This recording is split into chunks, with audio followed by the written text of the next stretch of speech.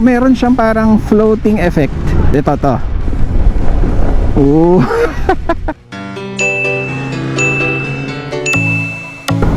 Hola motoristas, JT here of Motor, and finally ma-upgrade na natin ang suspension natin, no? Ang shock absorbers natin. Kaya papunta tayo ngayon ng Lucena City dahil doon tayong papakabit. Galing tayo ng Los Baños and dito tayo ngayon sa bandang Kalawan. So ano pang napili natin na ipapalit na suspension sa stock? Mamaya malalaman nyo. Let's go!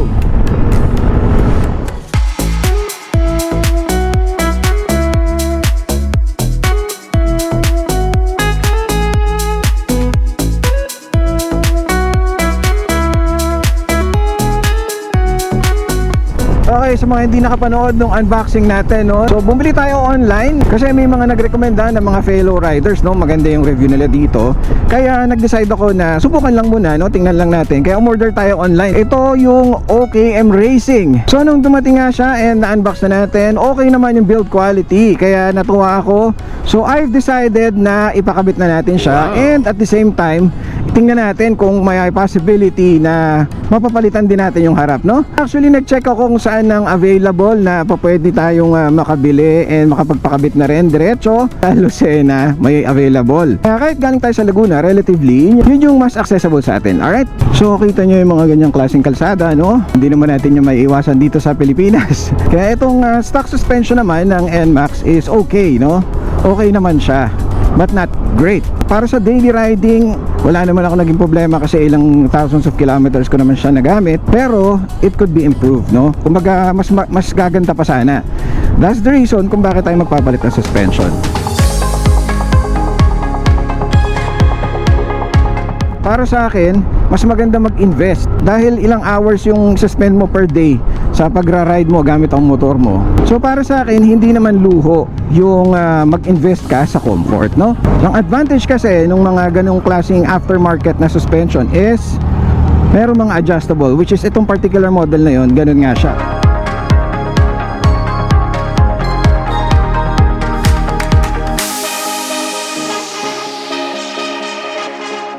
Oh, teka lang. Kung nakikita nyo na sa harap natin, teka.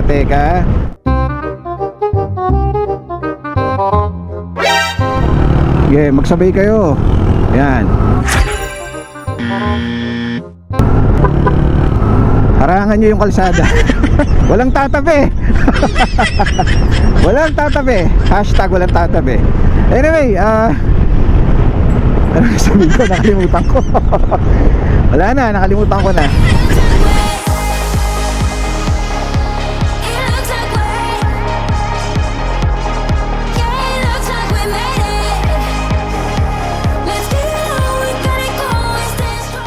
A few inches later. Tayo na nga ang ulan. Silong-silong lang.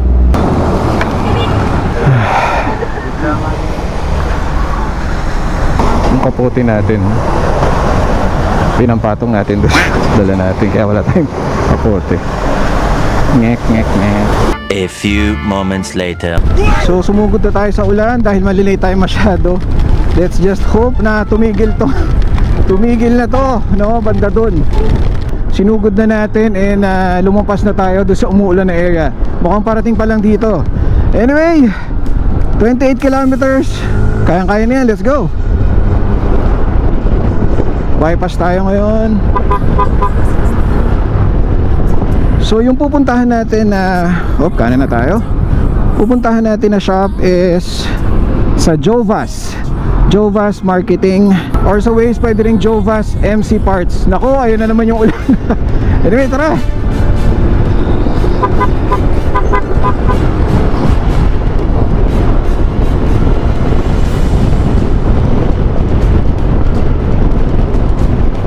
Takbong ano to, endurance. Makambo na naman.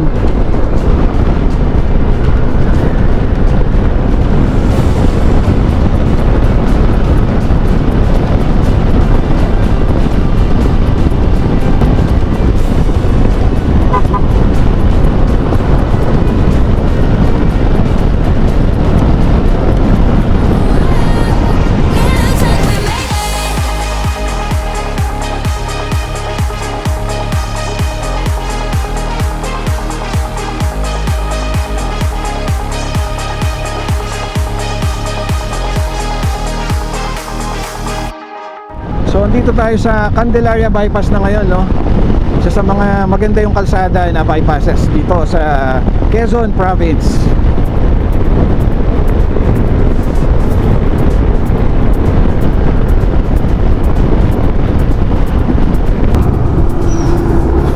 Oops.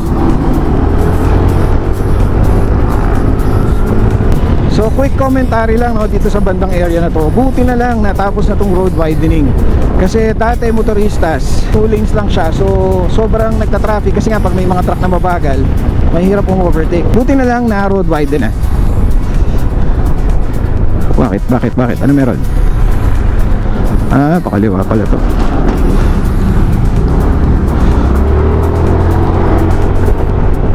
Naalala ko itong Lucena, first stop lang namin to eh. Papuntang Bicol, first stop para lang magpagasolina. Bitin, parang kapitbahay lang. Motoristas, mukhang mag-iilang basa tayo ngayon ah. Kita nyo ba yung harap natin?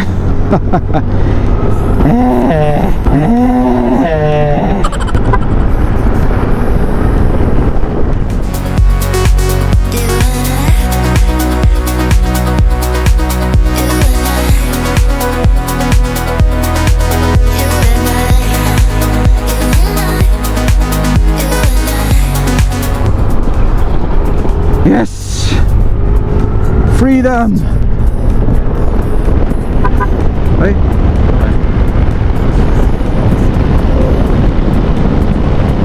Chasing what feels right. So baby, hold on tight. We're living for the highlights, like it's our life. Nasa harapan natin is the Ecotourism Road. Yan, yung pahaba na yan. Ngayon kakaliwa tayo dyan. Itong Ecotourism Road na yan. So mas mabilis na ngayon talaga kung papunta kang bayan ng ng Lucena. Teka, ayun na naman yung kakambal ko. Nahabol talaga tayo. Kaya then pagdating dito sa kanto is kakanan naman tayo. Okay, to Lucena City proper, 4 kilometers. Lakas ang backfire nung kay kuya. Yan. So ito na yung rotunda dito. Tapos sa rotunda kanan na tayo.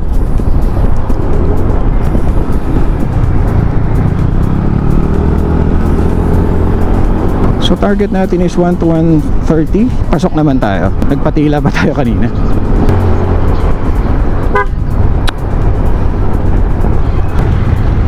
Okay, dito tayo pinapadaan. Sige, sundin natin.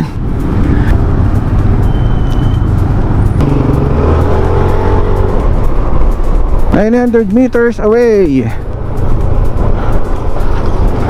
Oo, nakadaan na rin ako dito before. So malapit din to sa Sec Lucena pala. Natin kung makadrop by tayo kahit saglit.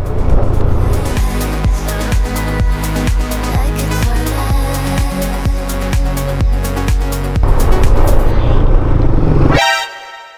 Uy, baka maitulog ko pa yung sofa ni Manong. Like it's our life.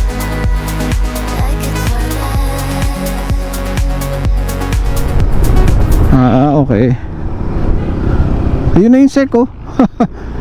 Okay, so pagdating dito sa street na eto na siya.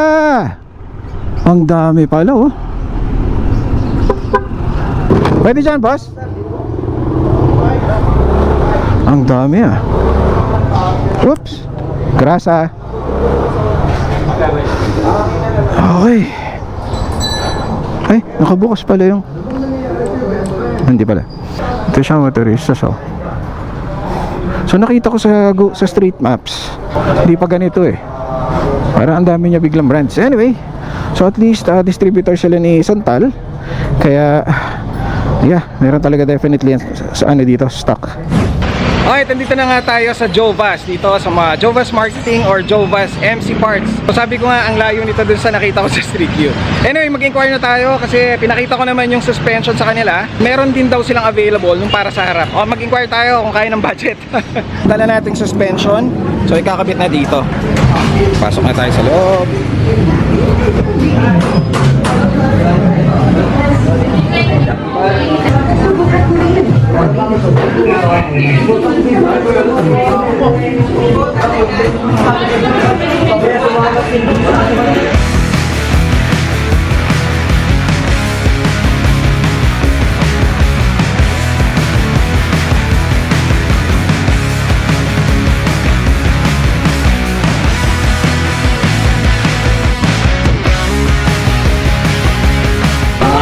Ayan, so dito na tayo sa loob. Kita nyo ang daming pagpipilian. May nakausap ako, ganun nga daw yung ano nila, ang peg nila. Parang yung sa Caloocan, no? Ganun yung nakikita ko kasi yung sobrang daming parts, sobrang daming display. So parang ganun yung peg down ng mga stores dito. So sinimulan daw nila dito. Sarap mag-shopping dito. Ito, nakita ko yung mga suspension. So yung mga available na suspension sa atin. So ang tinry natin na nirecommend sa atin is OKM. Ito yung sa harapan. Ay, sa Sniper naman to. Tingnan natin kung meron sa NMAX. Yan pala si Ma'am Karen. Hi, Ma'am Karen. So, na-meet natin yung owner niya. Nakabili na ako online nung suspension ko sa likod. Inquire sana ako ng OKM Racing para sa harapan naman ng NMAX. Ay, NMAX. Meron, ano pong nasan po dito? Ito po ba? Ay, hindi. Meron to mga Sniper eh. Ito na daw yung sa harapan. Na natin. Oh! Wala siya. Kaya lang wala nung gold. Hindi yata available gold, ma'am, no? Pero okay na rin yun kasi baka masobrahan tayo sa gold. Fit naman siya kasi black din naman to. So magfi-fit pa rin sa kulay. Tingnan nga natin, motoristas. Kung may adjustment din, no? As expected. Kasing pulido din, no? So ma'am, magkano naman yung ganito? 4.8 po. 4.8. Tapos yung labor nyo po, if ever, papakabit. Labor, mga 150 po siguro. 150. 150 lang. Oh, okay ah. Nice. Kabit na yan. Sige ma'am, 4.8. Okay, sige. Sige ma'am, kunin ko na rin po to. Tapos, isasabay ko na, okay lang po, pasabay ko na yung kabit doon sa likod. Alright, sige po. Thank you. Okay, sige, kumpleto. Kaya naman. Boss, pwede nga na. Ito nga pala si Kuya. Ano pangalan niya, Kuya? Jason po. Ayan si Boss Jason. Siya magkakabit ng ating suspension. Okay na, kumpleto na tayo. Dalawa. Naka-ready na rin yung ano nyo, yung tools niya. Oh. Sabi ko kasi saglit lang, baka padagdag ako. Ayos. Sisihin natin, no? Binanggit sa akin, no, upon checking din, proud sila OKM, no, na mas malaki yung piston na rod nila. Ayan, no. Lalong-lalo na compared sa stock. Ito yung stock. For comparison, yan yung stock. Siyempre, hindi nyo makita masyado. Pero ito siya. Ayan, so malaki siya. So, siyempre, for better stability. Ito yung stock natin. Papalit natin is inverted fork. Supplier nito, which is in Sontal, merong tayong nakakwentuhan. And itong OKM kasi, Philippine brand, no? Nakakatuwa kasi nakaka-proud na we have this kind of local brand here. Okay, so lumabas tayo kasi baka maka-copyright tayo doon. And then dito tayo sa labas. So pag-usapan natin to, konting details lang tayo, no, sa mga features nito. So basically ito nga yung rear shock absorber, no, para sa NMAX. Yan nga, gold yung color niya. I think merong red. And then ito, ang nakakatawa dito, tatlo ang adjustment niya, no? Spring reload, ito. So iikot mo siya, meron ka, ayun yung screw, I think. Luluwagan mo para maiikot mo siya. Pag na-twist mo siya paakyat para umangat hanggang dito, mas hahaba yung spring, mas lalambot siya. Pag gusto mo naman na stiffer, twist mo naman is para bumaba naman tong gold area na to. So mas hihigpit siya, mas tatagtag siya. Now para naman dito sa canister or yung tinatawag nilang baso, canister na to is legit na merong nitrogen gas, no? So functional talaga siya. Kada lumalambot or lumalaro ito, nagko-compress din yung hangin dito sa baso. So ito yung adjustment niya. Itong pula is the compression, yan yung letter C. Compression adjustment. So soft yung nasa left. Pag i-twist mo siya pa kanan, magiging hard. Yeah, boy. Rebound damping naman, pakaliwa is fast and then pakanan is slow. Okay? So napaka-adjustable nitong suspension nito. Mamaya tingnan natin, ha. Bibigay tayo ng feedback.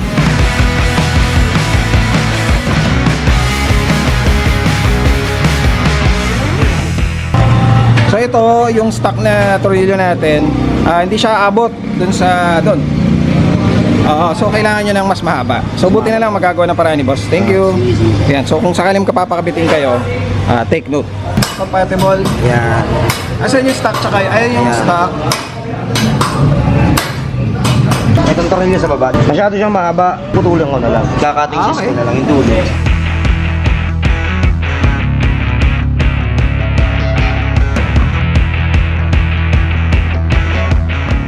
Adjustable. Adjust sa dumping. Nasa dumping. Hello po, good afternoon po mga motoristas. So napakaswerte na nakita ko po Sir JT dito po sa Lucena. From San Pablo po ako, Sir JT ay taga Los Baños. Los Baños. So isang ano po kami province. So dito pa kami personally nag-meet. Matagal ko na rin pinasama sa mga ito po si Sir Yan, yan, JT kasi siya talaga yung aking idol pagdating naman sa mga motovlogging. So yun po. Salamat, Mga salamat. motoristas, ingat po tayo lagi. At ride safe po. Yun. Nice meeting you, brother. Kwentuhan muna kami dito. Magiging problema sa mga NMAX Aerox. Bakal siya. Pinapalitan natin ng stainless na plancha. Okay, may kailangan na, ano? So, ang dami nilang mekaniko dito, 8 nga daw sabi ni Kuya. Kaya pagpunta kayo dito, mataas yung chance na ma-accommodate kayo. Okay. Yan nga oh, tabi-tabi oh, may mga ginagawa pati dito.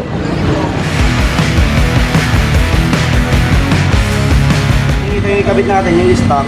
Or Magpalit tayo na medyo mahaba. mas mahaba. Pero yung stock kasi bitin, Medyo bigyan ng konti.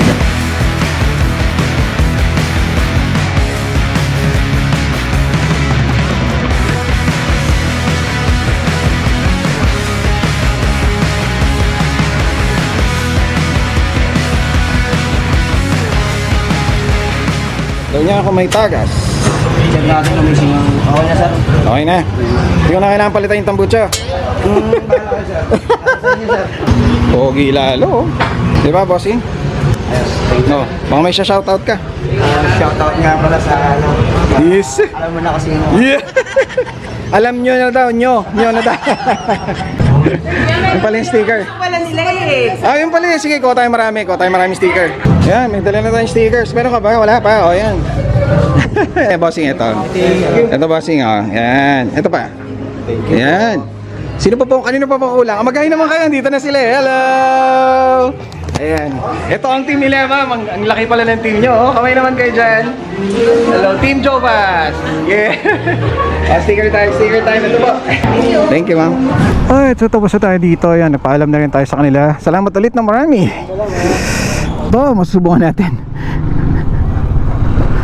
Whoa. Okay.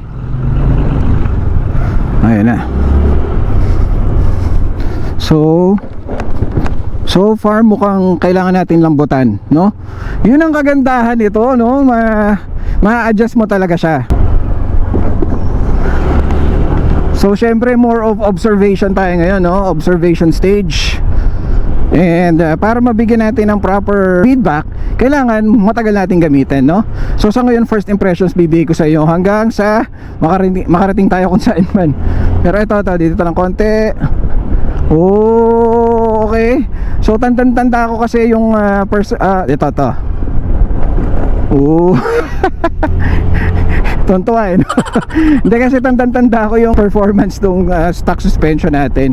Pag mga ganun talaga, kahit mga maliliit na lubak na ganun, ramdam mo talaga siya. So ito, first impressions first few meters, first few 100 meters, parang mas na-absorb nga niya yung bump. Anyway, sige, observe pa natin, oh. Malapit-lapit pa lang naman masyado yun.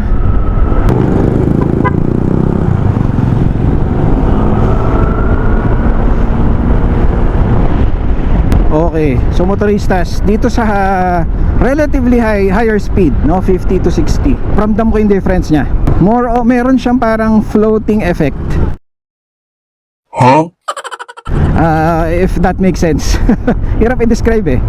Parang mas nakalutang ka ngayon, no? For some reason, yun nga. So syempre, it's doing a great job absorbing those bumps. We will give feedback as we go along, no? Thank you po. So 2 hours to hanggang Los Baños. Sige, ganun talaga. Rush hour. The more na gamitin mo, saka mo mas mafe-feel yung benefits niya or yung effect niya. It looks like we're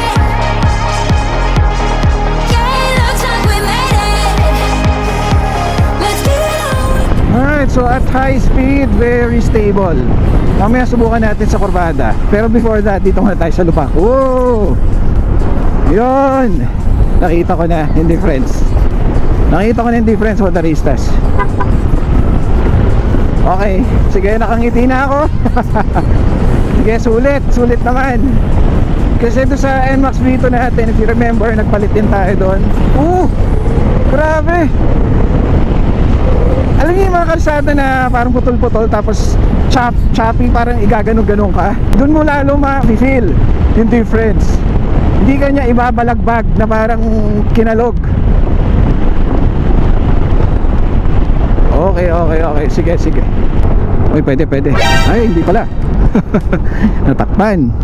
Anyway, so i-expect ko na mas magiging smooth ang ride. Smoother na yung ride natin sa mga susunod pa natin na biyahe. Alright? So I'll give you, syempre, yun nga, kailangan hundreds if not thousands of kilometers. Update ko ulit kayo. Okay, so ngayon yun pala yung mga na-observe ko, and I'm very happy. Again, yung details ng presyo, kung saan nyo mabibili, marami naman silang dealers around the Philippines. Send ko sa description, bigay ko yung link or yung details. Yung front shock absorber natin, suspension is 4,800, and then yung likod naman is 6,800. So magkano? 11,600. Para sa tulad kong mahilig sa malalayong biyahe and laging ginagamit ng motor, very much worth it yun. Alright, so happy tayo. Again, feedback ako in the near future. Okay, so hanggang dito na lang muna tayo, and mag-enjoy muna tayo sa napakalawak ng mga kalsada dito. Pero mamaya traffic na ulit. Okay, once again, this is JT of Motor. Adios, motoristas.